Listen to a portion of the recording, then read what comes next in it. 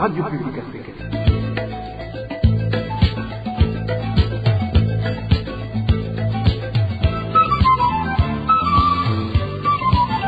Radio Publique Africaine.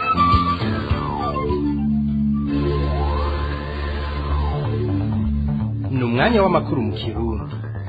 Mukaba muyashikirizwa na Josiane Muzaneza.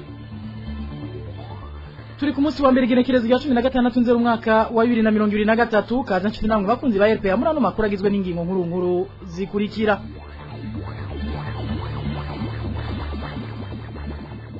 Abarundi bahungiye muri site ya Murongwe iri mu gihugu ca Kongo y'intwaro rusangi bariyamiriza ivyo bita agatotezo bakorerwa n'abarongo y'akarere bacumbitsemwo bababujije gusubira gukorera urudandaza muri iyo site. Ni mu gihe bavuga ko aho barungitswe atamutekano hari yaba kuri bo yaba no kubidandazwa vyabo.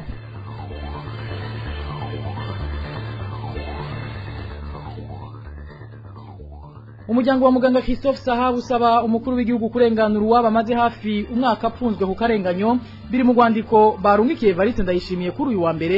Muraza kubikurikira murano makuru turaza no kubabwira ibijanye n'urudandazwa rw'abana rwasubiye kwimonogoza mu Burundi. Aya n'ayandi ni mukanye sase ndabaramutse nongere ndabahe nikaze mwidonido.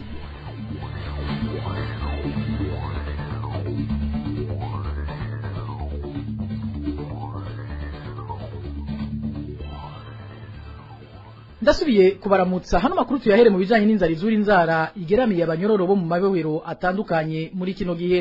Mu gihe hari amabohero amwamwe amazi iminsi irenga 5 ataronka ico afungurira abafungwa, bamwe muri bo batanguye kugoyagoya harimwo n'ukuraba. Ni nkuru ya Gloria Kaneza.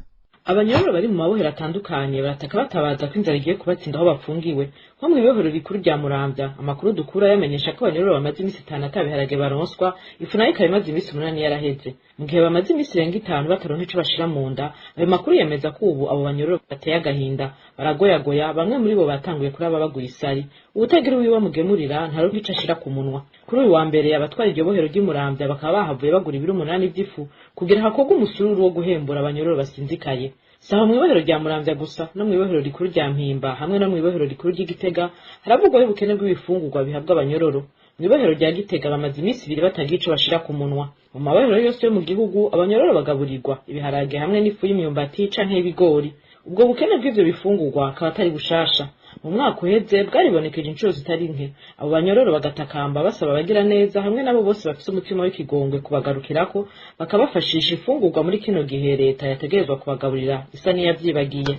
Gloria Kaneza urakenuye. Handi havugwa inzara ni mwibohero rikuru rya Bubanza aho abanyororo baho basaba ko hatobandanya hazanwa abandi kuko nabariyo bamaze iminsi 2 yose badakora ku munwa. Tukiraho nyene mwibohero rikuru rya Bubanza inyuma y'indwi imwe higaragaje ikiza cya COVID-19 muri iryo bohero, ubu ngo kigenda kiragabanuka bivanye n'inguvu zakoreshejwe mu kukigwanya. Kuga makuru ava mu bajerwa amagara y'abantu ku bitaro vya Bubanza, abayi bagwariye ku bitaro bikuru vya Bubanza uwo munsi niho byari bitekanijwe ko basezererwa bagasubira mu ibohero.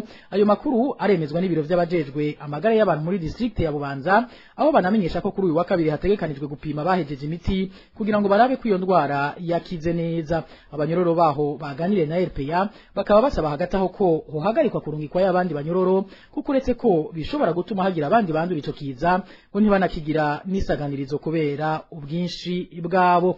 Kuri ivyo nyene vy'ubwinshi bw'abanyororo bwibonekeza mu mabohero atandukanye, ubushikiranganje bw'ubutungane ngo bugiye kubandanya isekeza yo gutezurira abanyororo bakurikiranwa ku vyaha bito bito. Vyongeye busaba abarongoye za parake kuronsa umwidegemvyo abakurikiranwa kuri mwe n'ivyo vyaha mu gihe amatohoza akibandanya. Ivyo biri mu itangazo ryashikirijwe kuri uyu wa mbere mu ntara ya Cankuzo na Domine Banyankimbona, umushikiranganje w'ubutungane, imbere y'uko aganira n'abakora mu gisata c'ubutungane muri iyo ntara. Tumutega amatwi. Ubushikiranganje bw'ubutungane buramenyesheje abenegihugu ko bugiye kubandanya isekeza ryo gutezurira abanyororo bakurikiranwa ku vyaha bisanzwe ari bito bito, nk'akarorero uwivye inkoko ntabagifungwa kugira ngo akurikiranwe ntabanje gufungwa, uwivye impene, uwivye amashuka y'inabuja, uwivye ikinga, menabo wasoromye igitoki, wasoromye imyumbati, bene abo bantu nibo usanga bagwiriye mu mabohero. havuyemwo gusa ivyaha vy'ubwicanyi vyo gufata ku nguvu abigeme n'abakenyezi canke guhungabanya umutekano w'igihugu. Ubushikiranganji buboneyeho akaryo ko kumenyesha ko amadosiye akiri mu matohoza ku rwego rw'amaparake zizoronsa umwidegemvyo abakurikiranwa kuri ivyo vyaha bito bito, maze bazobandanye kuburana imanza zabo bidegemvya. Abajejwe gufata ingingo zo gufunga abakurikiranwa komwe n'ivyo vyaha bogerageza kwitonda mu gufata ingingo yo gufunga umuntu, kuko ugufunga umuntu ari ingingo itegerezwa gufatwa mu gihe bigaragaye ko uwakoze icaha abandanije yidegemvya hashobora kuba ivyononekara. Izo ngingo rero ngo zafashwe kubera igitsigiri c'abanyororo kiguma ari umurengera ugiriranije n'ibibanza vyari vyarategekanijwe igihe amabohero yubakwa, ibiheza bigatuma abanyororo baba mu buzima butoroshe. Dusubire twumvirize Domine Banyankimbona n'umushikiranganje w'ubutungane. Ibitigiri vy'abanyororo biguma ari umurengera ugereranije n'ibibanza vyari vyarategekanijwe igihe amabohero yubakwa. Gushika kw'igenekerezo rya 12 mu kwezi kwa mbere umwaka w'2023 igitigiri c'abanyororo cangana n'ibihumbi 12,313, muri bo abangana ibihumbi 5,317 bakaba baramaze gukatirwa ibihano ntabanduka, abagera ku bihumbi 6,396 bakaba imanza zabo zitarahera. Ico gitigiri kikaba kingana uko mu gihe amabohero yose yo mu Burundi atarenze ibibanza 4,330. Ni ukuvuga ko abanyororo babayeho mu buzima butoroshe, kuko ahabaye abanyororo 100 haca haba abanyororo 284 barenga. Ni ukuvuga imwe bita mu kinyamazuru un taux d'occupation de plus de 284%. Mwomenya ko buri mwaka leta ikoresha amafaranga arenga imiliyaridi 7 z'amarundi mu gutunga be no kuvuza abanyororo. Mu bijanye n'agatakazi na muntu naho umuryango wa muganga Christophe Sahabo usaba umukuru w'igihugu kubafasha kurenganura wabo. Mwikete barungitse kuri uyu wa mbere, uwo muryango usagasagira umukuru w'igihugu nk'umucamanza kizigenza gutunganiriza muganga Christophe Sahabo apfunzwe haraheze amezi 10 amategeko adakurikijwe nk'uko bavyerekanye mu rwandiko barungikiye President Ndayishimiye. Ibi muri urwo rwandiko tubibaze Ines Gakiza. Ifungwa rya muganga Christophe Sahabo rihonyanga ibitabo vy'amategeko bitandukanye. Umuryango wa muganga Christophe Sahabo wibutsa President Evariste Ndayishimiye bituye nka Sebarundi n'umucamanza kizigenza kw'iryo fungwa riteye kubiri n'ibwirizwa shingiro ry'u Burundi, amasezerano mpuzamakungu akingira uburenganzira bwa muntu mu bijanye no kubaho hamwe n'ivya politike, hamwe n'amasezerano ya Afrika y'agateka ka kiremwa muntu n'imigwi y'abantu. Mwikete bamurungikiye kuri uno wa mbere igenekerezo rya 16/0 umuryango Christophe Sahabo avukamwo wagarutse ku vyagiye vyose vyerekana ihonyangwa ry'amategeko muri iyo dossier. Ihonyangwa ryatanguye kwihagarikwa yiwe kwa 30 Ntwarante umwaka uheze, no mu minsi ya mbere yiwe yifungwa. Muganga Christophe Sahabo yamaze iminsi irenga 48 apfungiwe mu iperereza aho atari kurenza iminsi 7. Uwo muryango uvuga kandi ko wabo apfunzwe iki gihe cose atawamwitwariye, eka mbere ngo nta ruhande ruvuga ko rwakorewe icaha ruraseruka gushika uno munsi. Mu mezi 10 amaze apfunzwe, Christophe Sahabo ntaraburana na rimwe mwidonido. Umuryango wiwe ukibutsa President Ndayishimiye ko ibitabo vy'amategeko twavuze bitegekanya ko uwagirizwa hamwe n'userukira leta mu rubanza ministère public mu gifaransa babwirizwa gufatwa kumwe n'ubucamanza, kandi ko utaragirwa n'icaha wese aguma afatwa nk'umwere. Bafatiye kuri ivyo, uwo muryango uvuga ko uwabo afungiwe imvo zitavugiwe hejuru, ataho zisa zisana n'ikosa ryo gutunganya nabi ibitaro Kira yararongoye, narijya isuzumwa ryakozwe mu kwezi kwa Gitugutu guheze ryerekanye ko yabitunganya neza. Christophe Sahabo afungiwe mu ntara ya Ruyigi kure y'akarere k'ubutungane bumukurikirana, kandi yaratswe uburenganzira bwo kurondera umwunganira mu mategeko kuvaho umushingwamanza wiwe afungiwe agategekwa gusokora muri iyo dosiye. Umuryango wa muganga Luc Sahabo, umuvyeyi wa muganga Christophe Sahabo, utakambira President Evariste Ndayishimiye we mucamanza kizigenza gukoresha ububasha ahabwa n'amategeko akarenganura umuvukanyi wabo. Ahafungiwe amagara yiwe aguma atosekara ntanavugwe. Umuryango wiwe ukemeza ko afunzwe arementanirijwe n'abantu badaseruka ngo bamenyekane. Nene babwiye mu ntango zano makuru Burundi ngo ni kimwe mu bihugu bigwiriye mu rudandazwa rw'abana. Biri mu itangazo ryasohowe n'ishirahamwe gitaho ineza y'abana ku isi UNICEF, aho rivuga ko abana b'abarundi badandazwa hanze kumwe no hagati mu gihugu. Iryo shirahamwe rikaba risanga intara zivamwe abana badandazwa hanze y'igihugu ari cane intara ziri ku mipaka. Irike niyo nzima mwidonido. Muhinga makamana Ngozi namwe makomine ari ku mupaka avugwa mu rudandaza rw'abana ku rugero runini. Mwitangaza ishirahamwe gitaha abana ku isi UNICEF ryasohoye kwa 10 rishira ku rubuga web RLF kwa 14 ku kwezi, ryatanze akarorero k'umwana w'umuhungu w'imyaka 17 wo muri komine Ruhororo intara ya Ngozi yatwawe gucingero muri Tanzania n'umwe mu babanyi bamwizeza ubuzima bwiza. Uwo mwana yataye ishuri kubera abavyeyi batari baronse uburyo bwo kubandanya muri iri shuri. Uwo mwana ageze muri Tanzania yajanywe mu muryango aho yakoze amezi 3 adahembwa. UNICEF yandika ko yakora agahembwa umwe yamugurisha uko yagira ngo arabaza agashara kiwe. UNICEF yongera ko bamuryagagura bakanamwifuriza amabi yose abaho. Muri iryo tangazo UNICEF iragaruka no kubana badandazwa hagati mu gihugu. Ahitanga akarorero k'umwana w'umwigeme yataye ishuri ku myaka 14 kubera ubukene. Amaze gukwiza imyaka 16 mugenzi we yaramukweze amujana mu muryango wo mu ntara ya Gitega. Uwo mwigeme yakoze amezi 6 atagahembo, yahembwa kubitwa aratako aromoka. Abo bana uko ari babiri barashoboye kwigobotora bashebuja. Uyu munsi bakaba bariko barabafasha gusubira mu buzima busanzwe no mugambi projet UNICEF Foundation STAM witaho ineza y'abana no kubafasha gusubira mu buzima busanzwe. Abahuye n'ivyago badasize inyuma abigeme bakumiriwe no mugambi ufashwe mu mugongo n'ishirahamwe USAID.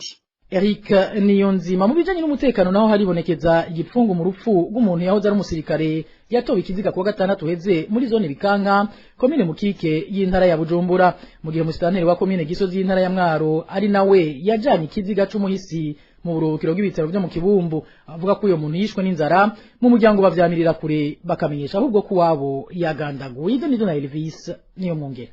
Uwo yatowe ikiziga aho muri zone Bikanka komine Mukike ni Simbaruhije Jerome, akaba yahoze mu gisirikare. Yahora aba muri quartier Kinanira ya mbere zone Musaga muri komine ya Muha. Isoko ryacu ngwegere umuryango wiwe rimenyesha ko mu muryango wiwe bari bamubuze irengero kuva ku munsi wa 3 w'indwi heze, bakaba bari bararondetse hose barabura. Bikeka ko arabamwishe mu nyuma ikiziga bakagitaho muri zone Bikanka. Yari yasohotse cyane mu gafite ikiri hasi atangura gusirikira ikiya kiziga, turabona ko ari we twihutira kuja kurondeza kugira uwo mwese turakitentuze nuko yarigeze kuba afite ingorane yo mu mutwe tuzi ko kari kavyutse ngaho yarari yahora yigumira muri rapa muri hata gusenga bongera kuba baramwikiye cyane bakamugirira nabi ko urabona ko banamutaye no mw'ishamba. Musitanteri wa komine Gisozi Nahishakiye Deogratias ari mu bajanye ikiziga burukiro bwo mu bitaro byo mu Kibimba mu ntara ya Mwaro yavuze ko umuhisi yaba yishwe n'inzara ivyamirwa kure n'abegereye umuryango wiwe kuko ngo bamubonye basanze afise amaraso ku munwa bagakeka ko yoba yarishwe. Kuva ko yoba yaragiye kuraba inshuti mw'ijenda wapi ibyo kabisa ahubwo jeje dukiko ashobora kuba yatanzwe n'abamuzi kubera yarigeze kuba umusirikare. Umuntu ashobora kuba yishwe n'inzara imiryango ntatwe n'amaraso mu kanwa arimbura ukuro kubera abashonje. Uruganda rwa RPA ntiturashobora kuronka Deogratias Nahishakiye musitanteri wa komine Gisozi mu ntara ya Mwaro kugira agire ico abivuzeko. Urakoze Elvis niyo mwungere tukivuganye n'ibijanye n'umutekano abantu babiri ni uruganda rwa RPA rwashoboye kumenya ko bishwe muri iyi ndwi twaraye dusozereye uwa mbere n'uwitwa Simbaruhije Jerome yahoze mu gisirikare ca kera ex-FAB yatowe ari kiziga hafi y'uruzi mu barazi muri zone Bikanka komine Mukike y'intara ya Bujumbura kuwa gatandatu heze umuhisi akaba yaramaze iminsi 3 yarabuzwe irengero ibijanye n'urupfu rwiwe bikaba bikirimwo igipfungu wa kabiri twamumenye ku izina rya Gasongo yavuka muri komine Songa y'intara ya Bururi nawe nyene yatowe ari kiziga ku mutumba Kanyenkoko muri komine n'intara ya Rumonge kuwa kane heze ababonye kiziga bavuga ko yoba yishwe anizwe abantu babiri bakaba barafashwe n'igipolisi kumvo z'amatoho za mu buhinga bw'ivyuma batumirira amategato tubandanye n'amakuru twabateguriye Dukubitire hakurya y'amazi naho aho impunzi z'abarundi bari muri site ya Murongwe mu gihugu ca Kongo y'intwara rusangi bahagaritswe umutima n'ibikorwa babona ko aragatotezo bariko bakorerwa n'abarongo ya karere iyo site iherereyemwo bamenyesha ko abo batware bababujije gukorera urudandazwa muri site bakabategeka kuja gucururiza mu mihana y'ababembe iri kure yaho aho bavuga ko umutekano wabo n'uw'ibidandazwa vyabo utazoba wubahirijwe hizo nizo nabone zima dushimagize. Ku munsi wa gatanu igenekerezo rya 13/0 niho baserukira impunzi zo muri site ya Murongwe mu buseruko bw'igihugu ca Kongo y'intwara rusangi batuma ko mu nama yabahuje n'abaserukira mu bw'igihugu jeje impunzi abarongoye inzego z'umutekano urongoye iyo site n'uhagarisha hamwe HCR hamwe n'urongoye groupement iyo site iherereyemo bahawe itegeko n'uburongoye groupement ariwe bita umwami w'ako karere katabikorwa by'urudandazwa bizosubira kubera muri iyo site bababwira ko n'udusoko twahahora bazotwimurira mu mihano y'ababembe iri ku birometero 2 by'ahari iyo site n'ingingo yakiriwe nabi cyane n'izo mpunzi ngo kuko uretse ko batagishijwe inama umutekano wabo n'ibyo bacuruza ngo ntuzobubahirijwe aho babategeka kujya gucururiza amakenga dufise nuko ubwa mbere hoho aba bakongomani nta mitahe bagira ntibadandaza bagaca bifuza ko twebwe tumanura ibintu vyacu ntituzorarayo vya bintu bigume hiyo uko nyene namwe muvyumvise numva ko atamutekano ibintu vyacu vyoba bifise dushobora kuza gufata imiti ku birometero 2 hanze y'inkambi woca wizera gute ko ibyacu vyocungerwa neza mu gihe nabo nyene ubwo batavyo bahafise ngo baze bararira ivyabo natwe turarira ivyacu mu gihe tuzi ko akahise ko mw'iyi Kongo ko abarefugee bo mu myaka iheze bagenda bibwa ivyabo mu gihe baba badandariza hanze y'inkambi ivyabo bikibura ukumva amazi abandi bakicwa.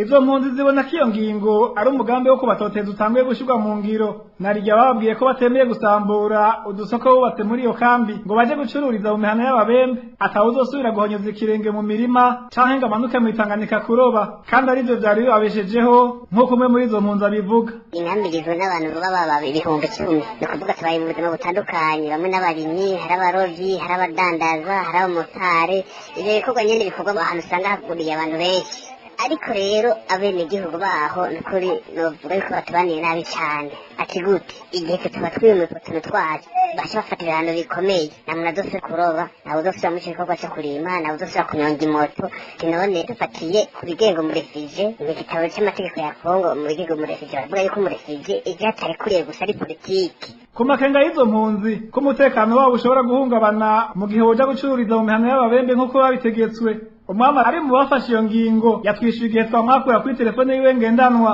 ko impunzi dutegerezwa gukurikiza amategeko ya Kongo ataco zirinze gusaba. Arakoze Onizime dushimagize nino ngaha makuru twari twabateguriye kuri no wa mbere igenekerezo rya 16 umwaka wa 2023 aciye agarukira mwakoze mwege mwese mwaduteza abiri bakoze n'abagenzanje bamfashije kuyatororokanya nibagiye abahinga b'ivyuma batumye ano majwi abashikira atagatosi Joseph Muzaneza nariko ndabashikiriza ndabike bamwe ndabipuriza kuroranirwa mu banyu no mu byanyu Imana ibandanye y'indu Burundi n'abarundi naho ubutaha.